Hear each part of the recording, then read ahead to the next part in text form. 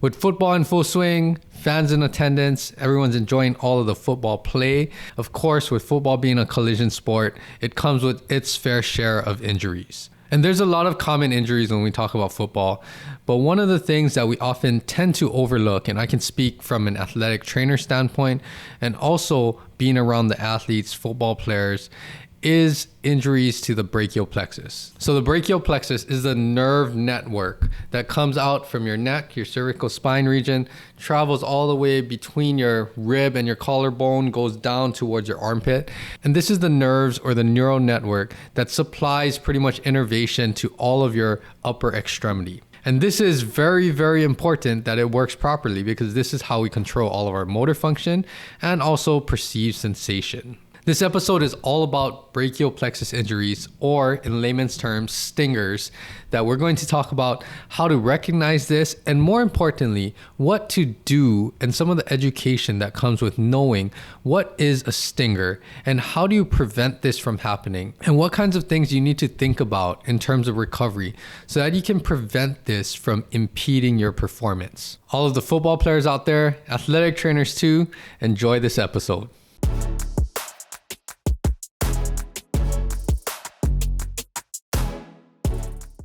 Welcome back, everyone, to the H&L Movement podcast. Thank you again for joining me for another week. Any new listeners out there, you're in the right place to hear about everything that gears to optimizing your performance. Every week, I either have solo episodes or guest interviews that share their story and things that we can relate to really elevate your performance. For all of the returning listeners, thank you again for joining me for another week. I really appreciate all of the support.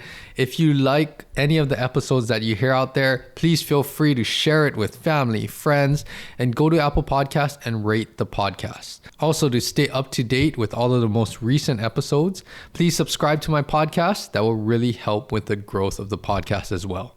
And also, if you're not aware yet, there are video highlight clips of these podcast episodes up on my YouTube channel. Just search for H&L Movement and you can see some of the interesting guest interviews, some of the solo episode content. And that's another way to get some of the podcast content and listen to that as well. Today's episode is going to be a short episode on brachial plexus injuries, what brachial plexus injuries are, and some of the key concepts when you think about the recovery. So the first thing that I want to say out there is, in the literature, a lot of the brachial plexus injuries, we have a really good estimate, and I say this is 100% true, that not all of these injuries go reported.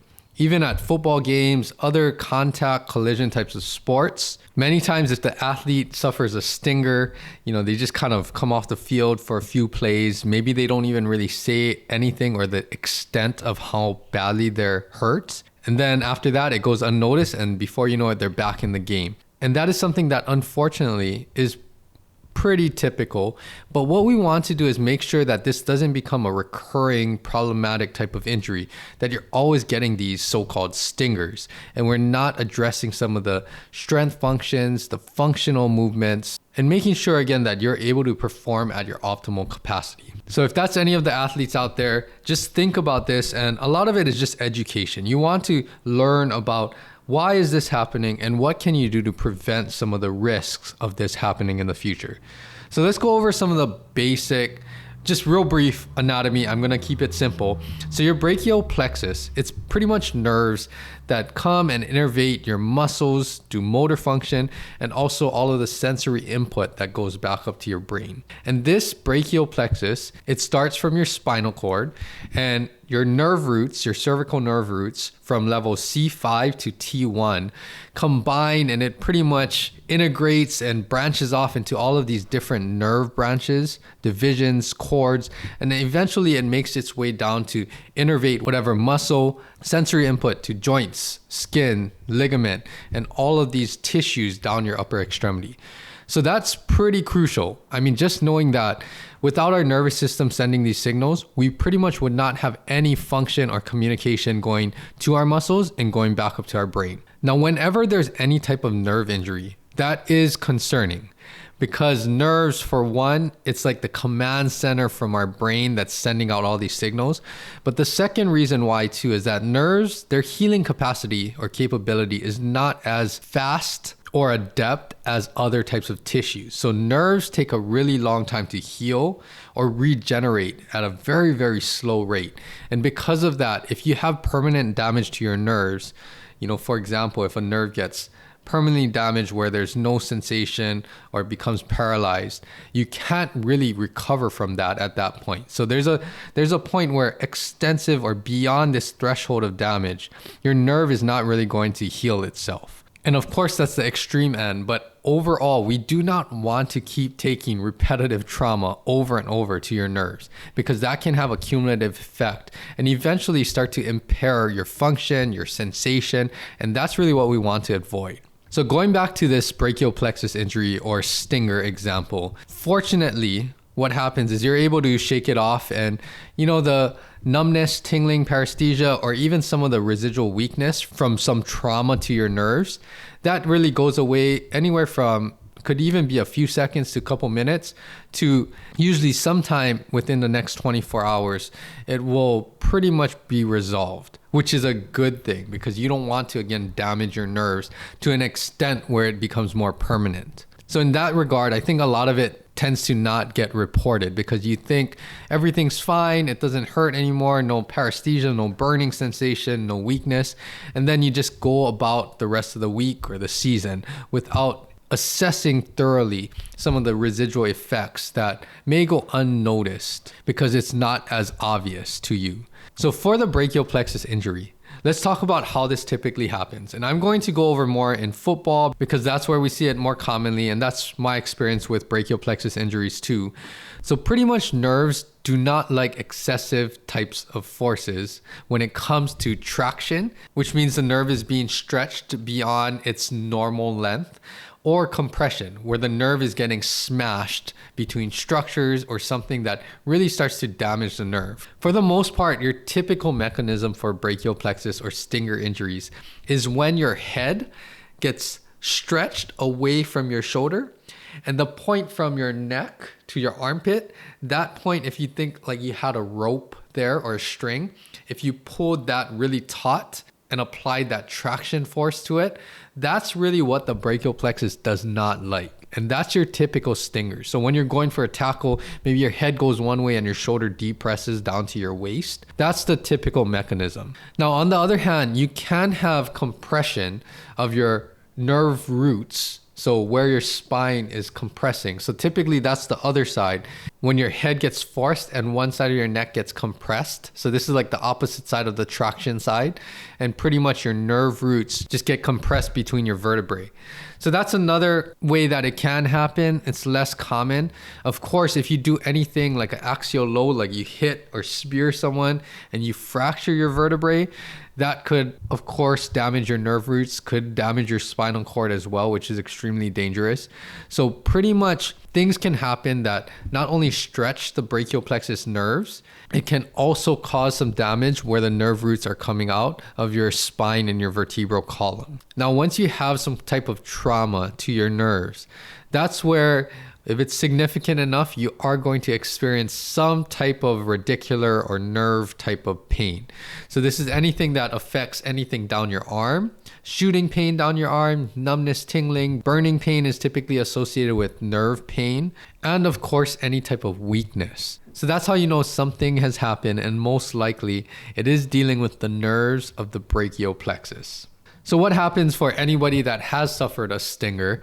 You're well aware that if you do see an athletic trainer or a doctor on the sideline, then basically we're trying to check the extent and what structures of the brachial plexus has gotten involved. And that's when you'll see people run through like a dermatome and myotome screen, which is pretty much just assessing. Dermatomes are dealing with the sensation or the feeling on your skin, right? Because your nerves, again, innervate that sensation. And myotomes are checking your physical strength, because your nerves innervate your muscles. So we want to see, do you still have strength? And the strength is really important, obviously, so you can make sure that you can actually play and perform and also protect yourself, especially in a sport like football. So like I mentioned, after you get assessed, a lot of times we're just monitoring the symptoms. Do you get that sensation back? Do you get that strength back? Can you actually perform your sport protect yourself in the game, play your position, and making sure that it's safe for you to actually return.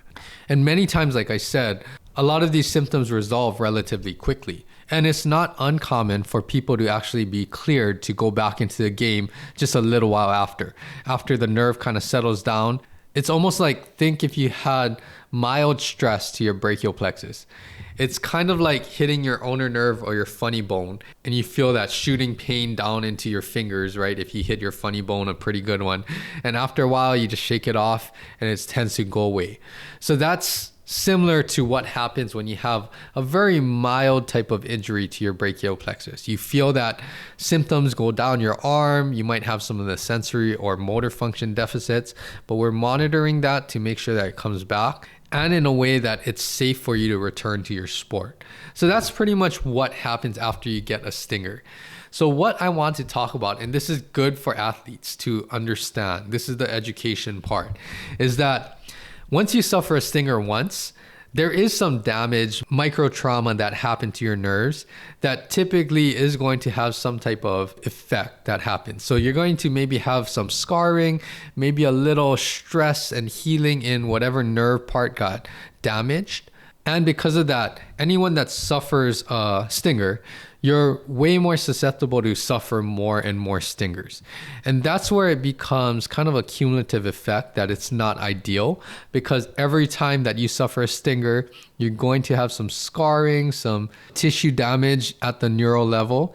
And if you keep sustaining stingers, and let's say more of your nerves start to get damaged, and maybe eventually as you start to suffer more and more stingers, the extent or the severity of the stinger, that is usually getting worse and worse too.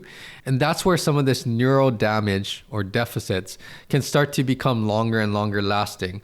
Not only where it lasts maybe a few hours or a day, but you might have some real low level nerve irritation where you might have some paresthesia, some tingling, some residual weakness. And that's where it becomes more concerning, because now you're creating, even though it's mild in the big scheme of things, you're creating some permanent and residual nerve dysfunction or deficits. So that's what we want to try to avoid. So that's the first point, is that for athletes, don't take stingers super lightly, because if you keep getting stingers over and over, it is going to take a toll on your upper extremity, your function, and by that point, it's going to probably start to affect your play. So really what the treatment is we want to prevent recurrent episodes of sustaining stingers. And there are some things in the literature out there. I think a good article that I came across that's just a good reference point is published by Swank et al. In 1996. And it's an older article, but this is some of the things that clinically we do see in athletes. And they pretty much did a study on chronic brachial plexus injuries and upper extremity proprioception and strength. Now, there's some things that, of course, could be improved on in this study, but basically some of the big things that they found is that there are greater strength deficits with people that sustain more and more episodes of brachial plexus injuries. And not only do they find greater strength deficits, but it also can be concluded that if you keep sustaining these repeated episodes of stingers, then that does increase you for not only more stingers in the future, but a more risk for frequency of sustained stingers and also the severity of the stingers in the future too. So if you get your second, third, fourth, fifth stinger, everyone might tend to have more severity, more residual symptoms that last longer, unfortunately. And that's what we want to try to avoid. And the reason why, again, is that we don't want to have this scarring and damage of our neural tissue and fascia and just make it more easily sustain any type of injury or trauma to our brachial plexus and our nerves. Now, what I do want to talk about with this, because I do a lot of not only rehabilitation, but performance training, is that over time, if you sustain even one stinger, you might not know again all of the lasting, fine detailed effects that it had on your shoulder. Just because you don't feel the immediate symptoms again, it doesn't mean that your function is completely back to baseline and you're able to continue training and keep yourself strong and functional. So over time, the effects of stingers, it could gradually lead into shoulder muscle imbalances. Maybe certain muscles are getting weaker without you knowing. Maybe your posture is being affected, the position and strength of your neck as well. And this could eventually lead into bigger problems like shoulder instability, improper movement of your shoulder. And again, as you see with other things, that could snowball into bigger issues. Maybe now you're going to be more susceptible and at risk for shoulder issues, other types of overuse issues from training, or even more susceptible to acute type of injury and trauma because you don't have the necessary strength that you did before you sustained these stingers.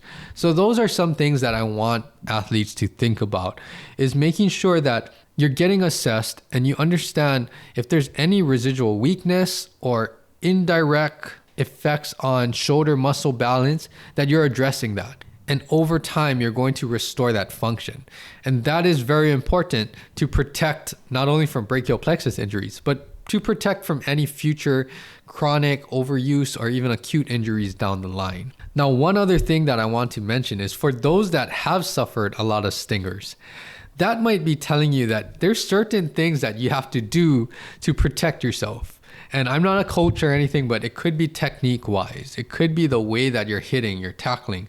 Maybe those things need to be addressed. Another aspect could be the strength and conditioning.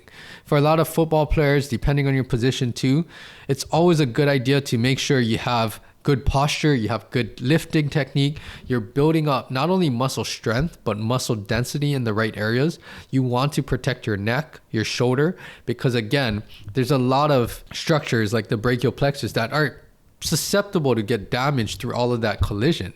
So the more that you can focus on actually building up some of this musculature and doing it in a healthy and productive way that your body adapts to and performs better in football, that's what you want to focus on. And again, going back to what we said about repetitive episodes of stingers, sometimes you don't really realize this until you're way down the line and you realize, yeah, I am getting more stingers because everything is having this cumulative effect, making things weaker. Maybe my position in my shoulder, maybe I'm not as strong in all of these muscles. So every time I take less of an impact, it creates that trauma again that leads to a brachial plexus injury. And that's what you really want to avoid. So I'm not going to go into the nitty gritty, but that's where rehab, strength and conditioning, knowing how to restore that strength and function and even get stronger than what you were before you got injured, that is key. And that is something that's key, and a theme with a lot of my episodes is making sure that we continue to address some of the dysfunction, some of the muscle imbalance, tightness, mobility issues from our previous injuries, because that will help to not only prevent injuries in the future, but help us to perform as optimally as we can. And that is what everything is about, making sure that you can perform at the level that you want and elevate your performance. Overall, that's all that I have for this episode. Thank you again for tuning in. For everyone out there, check out all of the previous podcast episodes. Share these podcast episodes with teammates, friends, family, anyone that you think would take some value out of this. And again, check out my YouTube channel. Search for H&L Movement and you'll see some of the highlight clips going up daily. So that's something that you can subscribe to my YouTube channel for the most recent updates. And also check out my social media. I have been not as active because of all my commitments with my PhD program and school and everything that's going on. But I will try to get more content up there as well. So you can check that out at H&L Movement. And lastly, I would love to hear any feedback or questions. You can contact me through social media. Email me at andrew@hnlmovement.com or go through my website, hit the contact page, and that will get sent to my email as well. Overall, I hope everyone is doing well. Keep training, stay healthy, take care of all of your injuries. And I will be back here, same time, same place next week with another episode. Until then, aloha.